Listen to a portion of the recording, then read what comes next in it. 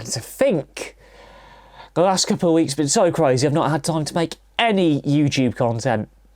That changes. It's the morning after the Oscars as you watch this. I'll be very sleep deprived a little bit later on in this video, so fair warning for that.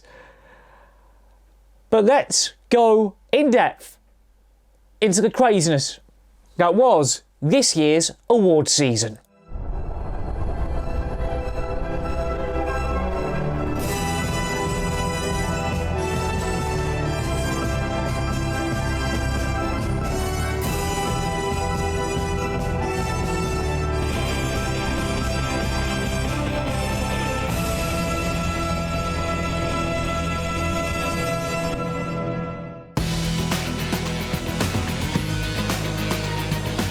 Well, we've made it. It is Oscar weekend at last. Well, the closing stages of Oscar weekend as you watch this. This is our yearly wrap-up of what happened, the ups, the downs, and everything else in this year's awards race. I know, apologies for the delay in getting this online, but I think that shirt that you're seeing in Wipe is a dead giveaway as to what I've been up to since we've finished getting our big 2022 wrap-up done.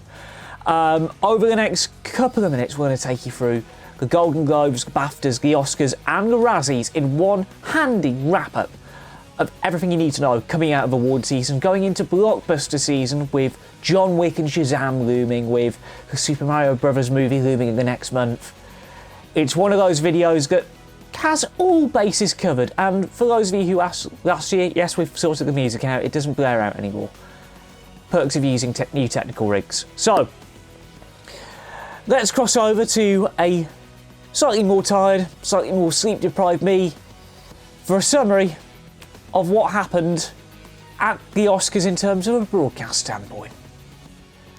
Well, that was a long one for us UK viewers to sit through last night. 3 hours and 40 minutes to be precise. Under 4 hours for a change, which I think we can all be very happy about. But with a show that long, we had the rise of Daniels, the redemption of Brendan Fraser, and the return to a controversy-free telecast. I suppose you could say it was a Triple R affair. Genuinely can't get nasty out of my head. It was an okay show. Sure, Jimmy Kimmel set the tone for his monologue, ripping into Nicole Kidman and that stupid AMC Odeon promo we had for most of last year. Somehow, heartbreak feels good in a place like this. But he went as far as he could within the TV-14 confines over in America. Sure, you can't swear as much and as often over there as you could on the BAFTAs. But it was a relatively tight show considering the whole quest for viewing figures. Like, they got it done in 4 hours and they sped through as much of the awards. It didn't feel that long for a change. It could have been tightened up here and there, especially with 2 categories getting the full claim off keyboard cat treatment. That's one for those of you who are in the know. But for the first full-blown Oscar show since the pandemic, the live orchestra back behind the stage, the seating back to how it should be, it was a return to form. It didn't take any risks, aside from some of the wins, and we'll get to that in a minute. But there was a bit of everything this year. We had a tight first hour, they had great performances of the songs, some really good award speeches, some wholesome award speeches, and then Hugh Grant joking about the fact that he looks like a scrotum. Yes, he got away with saying that. It was an Oscars that felt like it's trying to find its place in the modern awards landscape. And fair play to Glenn Weiss and the directing team who made the show happen last night. It was a good show. But does it have a future on broadcast TV? We'll let the viewing figures speak for themselves when they come out. So, that's the broadcast side of things covered. There's going to be a lot of YouTube time travel today because I've only had 4 hours of sleep. Let's look back at the awards journey so far. Younger, more awake me. Take it away. Well, thanks very much, older and slightly more sleep-deprived me.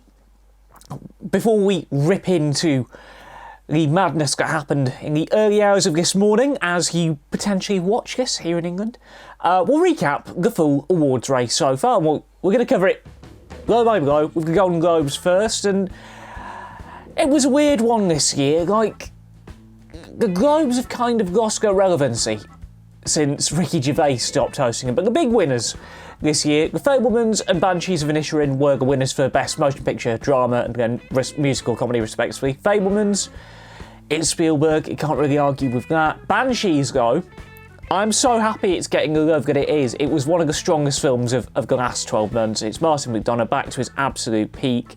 It's not everyone's cup of tea in terms of how dark it gets, but I'm glad to see an original British film like that get the love that it deserves. We mentioned it a lot in Wipe, but it is one of those kinds of films that you kind of have to watch to really understand.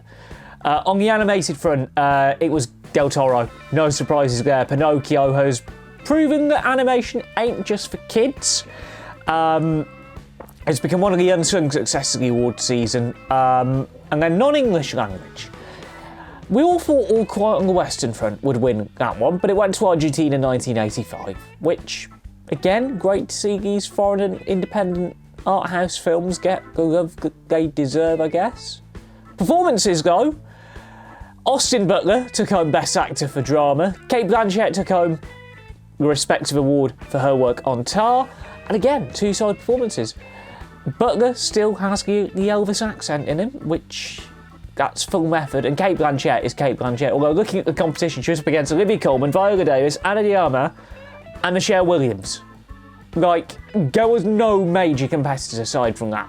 Best performance in a musical comedy? Well, Colin Farrell for Banshees, Michelle Yeoh for Everything Everywhere All at Once, two very good talents, and again, looking at who they were all up against. Farrell had to beat Diego Calva in Babylon, underrated performance in Babylon. Daniel Craig for Glass Onion, Adam Driver in White Noise, Ralph Fiennes for The Menu, Michelle Yeoh had to beat Leslie Manville. I don't get why Leslie Manville was nominated, to be honest. Mrs. Harris was all right at best. And the Everything Everywhere love continued because Ke-Huy Quan won Best Supporting Actor in a musical or comedy, and then Angela Bassett winning a Golden Globe for Black Panther. What's happening in Hollywood? So people have cottoned on to the fact that, oh yeah, it's 2023, this stuff matters. But the other key wins, Spielberg took home Best Director for The Fabelmans, Martin McDonagh took home Best Screenplay for Banshees, Justin Hurwitz won Original Score for Babylon. Not gonna lie, I have listened to that soundtrack quite a few times. Original song went to Natu Natu from Triple R, which I've not seen because I don't press screen those films here in England. But looking at the box office reception that it had, looking at how it went down with its sort of like local audiences and how many cinemas ended up booking it for like limited runs, it is great to see films of that ilk do well, especially beating Hold My Hand from Top Gun. The Globes are crazy. And then we moved on to the BAFTAs. Now, the BAFTAs, for us here in England, are way easy to watch, way easy to follow. But one perk of this year is that they actually did 4 of the live awards. They did the last 4 awards on telecast live. And it was an alright ceremony this year. Like, Richard E. Grant was okay. The Alison Hammond bits weren't hitting. They were going after the viewing figures. But we'll run you through the runners and hitters. Quite frankly, we should have done this in February, but as you'll have heard me discuss at the top of this video, I've been a little bit busy. Adapted screenplay went to All Quiet on the Western Front. It was one of the easiest awards to call on the night. Supporting actress went to Kerry Condon for Banshees of Inisherin. It was a shock win, fully deserved. She was about as good as Colin Farrell in the film. Supporting actor went to another Banshees cast member, Barry Keoghan. He's had a strong career so far. Like, I've been a fan of him since his early work, and you know that when you work with Christopher Nolan, you're on to a big career. He worked with him on Dunkirk, and he's gone on to do some great things. He's appeared in films like American Animals. He's rumoured to be playing the Joker in the next Matt Reeves Batman film. So he's got a strong career ahead of him. Very rough upbringing from what I've read as well. It is a really good to see an undersung talent break Hollywood like that and make his way to the top. Cinematography, it went to James Friend for All Quiet on the Western Front. We all thought with this one it was going to be Roger Deakins yet again. He's one of the rare DOPs who can turn in great film after great film after great film. But James Friend, what he did with All Quiet on the Western Front, he really did show like the brutal realities of the war. And it is, again, one of those rare moments where a Netflix film gets recognised at the top level. Outstanding debut by a British producer, director, writer. Went to Aftersun. No surprises here, no arguments there. Aftersun became one of the biggest cult films of 2022. It is a shame not many multiplexes got their hands on it because Mubi were distributing it over here. But it is a film that's won its audience, attracted an audience. Paul Mescal has become another breakout talent off the back of an incredible 18 months of film and TV work. It is great to see Aftersun take home the gold. The same with Pinocchio, which, like at the Globes, won the animated feature. Del Toro was on fine form giving that speech. Like, thank you for recognising a film that we frankly shouldn't have been nominated for, along those lines. For original script, Martin McDonagh, yet again, for Banshees of Inisherin. Visual effects went to Avatar: The Way of Water, which I can understand. They always go for the biggest, the best, the boldest. It's one of the few awards that Avatar has won because people are wise up to those kinds of box office smash films. The Fellowship went to the legend that is Sandy Powell. She's designed so many great costumes for films over the years. She's had an incredible career thus far. It is great to see her get the Fellowship, get recognition on a wider level beyond what us film noirs see week in, week out on the big screen, looking for her name on the credit reel. Outstanding British film went to the Banshees of Inisherin. This was the moment that I knew it wouldn't be winning Best Film. Because it always seems to be that if you win Outstanding British Film, it's the thanks for coming, you're the best British film you've got, but there's not a chance in hell you're going to win Best Picture. So we can, off the back of that win, I think we can rule Banshees out for Best Film at the Oscars now, because bearing in mind, I'm recording this on the Friday before. Well, I'm recording this on the Friday before, so you'll know whether it won Best Film by the time this goes out. Outstanding Direction went to Edward Berger for All Quiet on the Western Front. That was the third award it won on the night. Hair and Makeup went to Elvis. Another win for All Quiet on the Western Front to take it up for foreign film. Elvis won casting. Editing went to Everything Everywhere All at Once. Documentary feature went to a little film called Navalny. Again, understandable. The one political award they can give, they give it to Navalny. Original score and original sound. Original score and sound editing went to All Quiet on the Western Front. Elvis won costumes. An Irish Goodbye won Outstanding British Short. And the final of the so-called lesser awards, Outstanding British Short Animation, went to a film with quite a long-winded title. The Boy, the Mole, the Fox and the Horse. Such a long-winded name, but I couldn't actually get it on my little bit of paper, so for the purpose of the voiceover. So we've had to do an ADR pickup. Welcome to the joys of content making. And Babylon won production design. And then on to the four that they presented live on BBC One, because for those of you who don't follow award season, the Oscars are broadcast live in America, which is great, which is good, everyone can watch again, but the BAFTAs are delayed by 2 hours, so they can put it on after the Watershed on the BBC. The one downside of that, it means a lot of the awards are spoiled by the distributors who don't respect the fact that a lot of us are watching it at 9 o'clock. But they did do the last four awards live. They did the Rising Star, they did Best Actor, Best Actress, and they did Best Film. So the EE Rising Star, voted for by you, the general public, went to Emma Mackey for her work in Emily.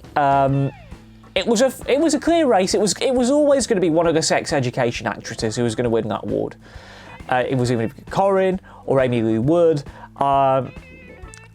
I know Daryl McCormack, who was in Pixie and Good Luck to You, Leo Grant. He was the one I was backing to win it, but Emma Mackey's had a good career so far. I know she's going to be saying goodbye to sex education because she's going to be going full Hollywood fairly soon. But a worthy winner for the Rising Star.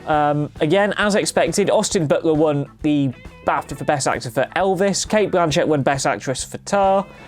And with 7 BAFTA wins, the clear favourite going into the Oscars, winning Best Film, All Quiet on the Western Front. It is bonkers to see how Netflix films are being recognised at this level. It's to think, 2.5 years ago, we were all bickering over the theatrical window, and here they are now, dominating award shows.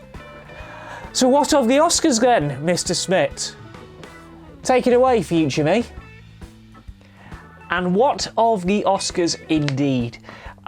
This year, All 24 categories were presented live in the telecast, unlike last year where they chopped and changed a few bits. So we're going to go through them in presentation order. Animated feature went to Guillermo del Toro's Pinocchio. No surprises considering how well it dominated the Golden Globes and the BAFTAs. Nominated supporting actor and actress. Supporting actor was Ke Huy Quan for Everything Everywhere All at Once. The first statement win of the night. One of the most wholesome speeches of the night. Talking about the American dream and a lot of love in the room for Everything Everywhere All at Once. Backed up with Jamie Lee Curtis winning for supporting actress. 2 awards in the space of, 5 minutes. You could tell it was going to be a good night for Daniels and the team. Documentary feature went to Navalny. No shock here, just the right call considering how Oscar voters generally lean in terms of the political side of things. Again, one that we called quite early on for the during BAFTA race. Live action short. We had our first British winner with An Irish Goodbye. And the guys who made that short, fair play to them for using that speech to sing happy birthday to one of their cast. That's an Oscar moment that's going to live long in the soul for him.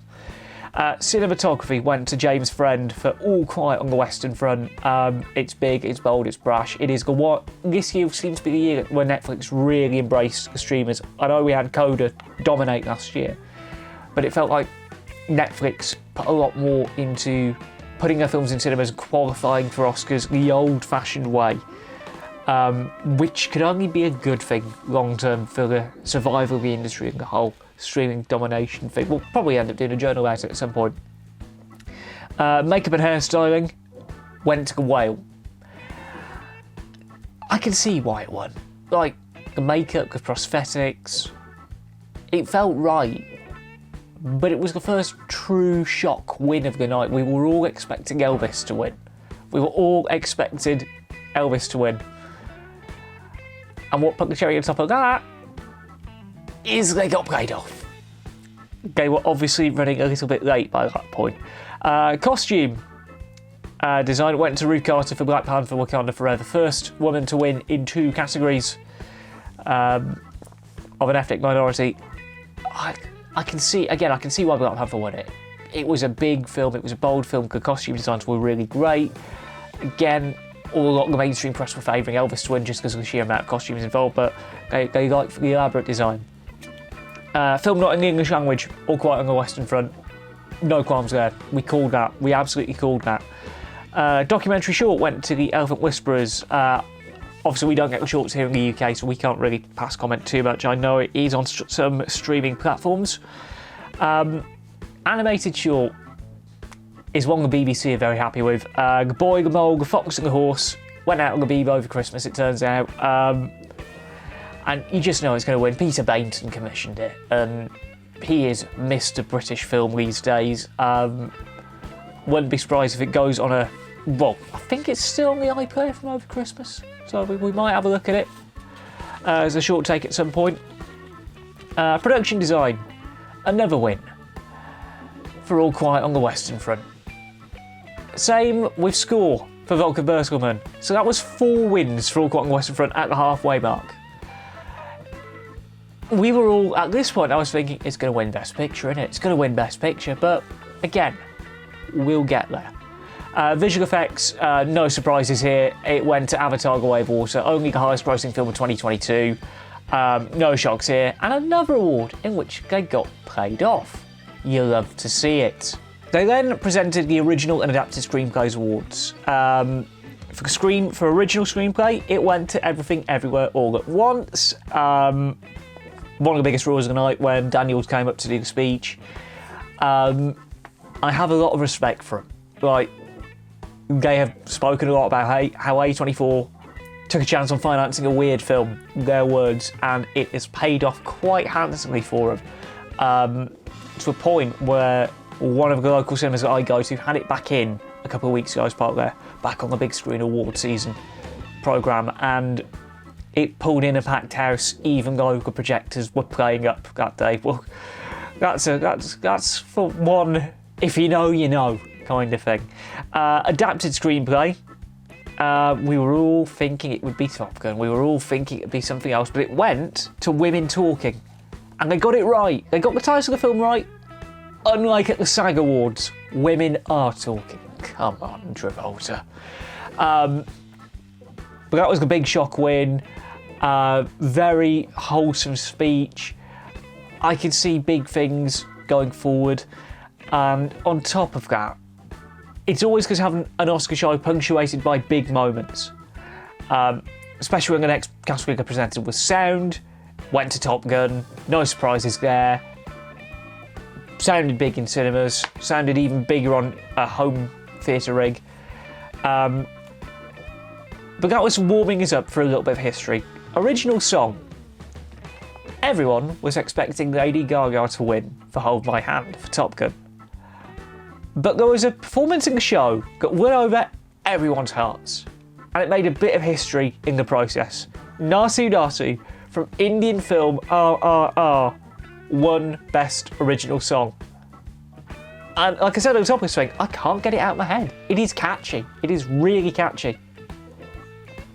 It is great to see Ampus embrace foreign cinema like this. It's the first time we've really seen Indian cinema reflected on this stage. It's not we've not had a foreign film embrace this much since Parasite, which says a lot. On to film editing, and it was yet another win for Everything Everywhere All at Once. Again, absolutely crazy film in terms of what it does, how it's edited. Once you see that montage, you can really understand why the editing branch of the Academy leaned that way. The same with direction. Daniels won, as a collective, Best Director. Again, these two have grown on me since the ceremony finished a little over 6.5 hours ago. It's a film that has gone down in history. It's a proper cult film that's got legs all of its own and run with its sort of like own identity. I can only see big things for these two, and I cannot wait to see what blockbusters they inevitably get offered off the back of this, unless they break with convention and stay independent, making the films they want to make. That's what I actually want to see more, thinking about it. And then the big three. Outstanding performance by lead actor. I say this every year, Oscar voters like to make people suffer. People thought Austin Butler was going to win. But Austin didn't quite suffer for his art as much as Brendan Fraser did. I mean, The Whale is not an easy film to watch. At all. But it's his performance that sells it. I know a lot of people said it works better as a stage show. I can understand that. But this is the completion of the redemption arc. He was blacklisted from Hollywood for many years. This is the culmination of his proper journey back to the top. And it is going to be good to see him back in proper good films again.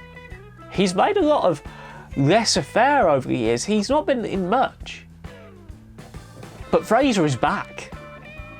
And if anything, a worthy follow-up winner to that guy who won it last year, am I right? And then for outstanding performance by lead actress, well, there was only really one favourite. She won it. Michelle Yeoh for Everything Everywhere All at Once. First Asian woman to win Best Actress at the Oscars. It was a good night to be an independent film fan. It was a good night to be working for A24. And it is great to see them getting a bit more traction in terms of the kind of films that they're making, because they have made some really good films lately. Like, it is a shame that A24 as a brand doesn't exist as much in the UK yet. That will probably change in light of last night. Much in the same way that foreign films didn't get as much of a spotlight until Parasite happened. These last couple of Oscar shows have been like paradigm shifts for the way the exhibition sector programmes. And backed up by its Best Picture win, Everything Everywhere All at Once is the de facto king of Hollywood right now. Everyone fell in love with it when it came out last April. Everyone fell in love with it even more when it started getting the awards love. And everyone fell in love with it again when it held off All Quiet on the Western Front, a bona fide war film, which not really an easy sell for audiences, and importantly, theatrical exclusive, to win the biggest award in the industry, and 6 others. So yeah, big wins for the Oscars. All Quiet on the Western Front won 4 of them. Everything Everywhere All at Once won 7. no real surprises from the show to report on, but we do have, because we have a little bit of time free, as is tradition in these parts, it wouldn't be an award season without mentioning the other lesser award show, the one where it's okay to laugh and ridicule at films. Yes, we're of course talking about the Razzies, and some of the categories this year were absolutely hilarious. We don't have time to run through all the list of nominees. We just got time to rustle through the winners. I can tell you that Andrew Dominik's Blonde won Worst Picture. Worst Actress went to the Razzies themselves, and there's a pretty dark reason why. The reason the Razzies won is because it should have been a 12-year-old nominated for this category, where the Razzies were nominated. They nominated themselves. They removed Kira Armstrong for a performance in Firestars. They removed her nomination because of the backlash. And they gave the award to themselves because they are about as dark as a comedian I watched in Manchester last week. A guy called Jim Jeffries. Just had a Netflix special out. Their award for the worst remake rip-off. Their award for worst remake, spin-off or sequel went to Disney's version of Pinocchio. Yes, Disney put out a version of Pinocchio this year, and oh boy. At least it wasn't as bad as that Italian Pinocchio they showed at some cinemas when they reopened 2 and a bit years ago. Worst supporting actor went to Tom Hanks for Elvis. Or worst actor, by the way, went to Jared Leto for Morbius. Every time I see Jared Leto's name, I think of Kermode. I'm a nominate. If you've seen that House of Gucci review, you'll understand. Worst supporting actress went to Adria Arjona for Morbius as well. Worst screen combo. I'm going to read this out verbatim here. I had to write this down. Worst screen combo went to Tom Hanks and his latex-laden face and ludicrous accent for Elvis. It was a ludicrous accent. The prosthetics looked awful. This is why they've got Razzies more than the Oscars. They just take the mick out of themselves, full stop. And speaking of someone who can't take the mick out of himself, worst director, Colson Baker and Mod Sun for Good Morning. Colson Baker, better known as Machine Gun Kelly. Proof, if proof be needed, that he can't act or direct. 0% on Rotten Tomatoes doesn't lie, folks. And their final award went to Blonde for worst screenplay. With that, that's your award season done for 2023.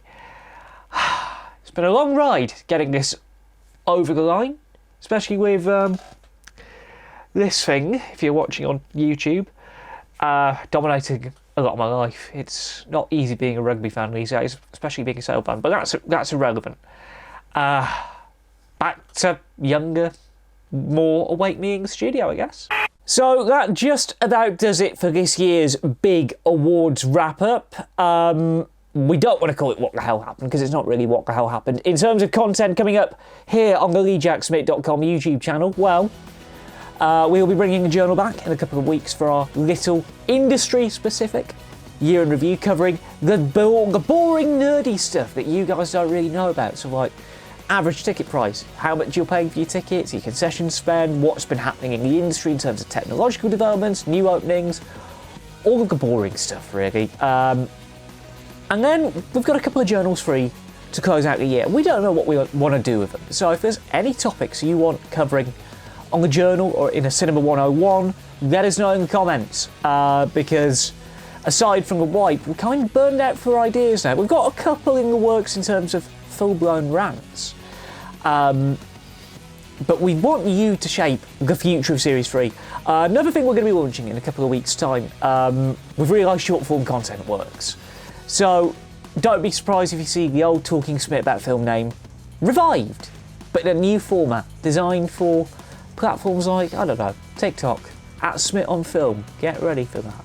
But that is just about it for this special What the Hell Happened for awards coverage. As you can tell, I've been out of practice at this for a few weeks, so getting back into full presenter mode has not been easy, but we're getting there. Join us back here in a couple of weeks for the return of the journal for our State of Play 2023. But until then, go get some sleep, plenty of Earl Grey, rest up, and get ready for a couple of weeks of rather big movies, full stop. I've been Jack from TheJackSmit.com, and until next time, we'll see you at the movies.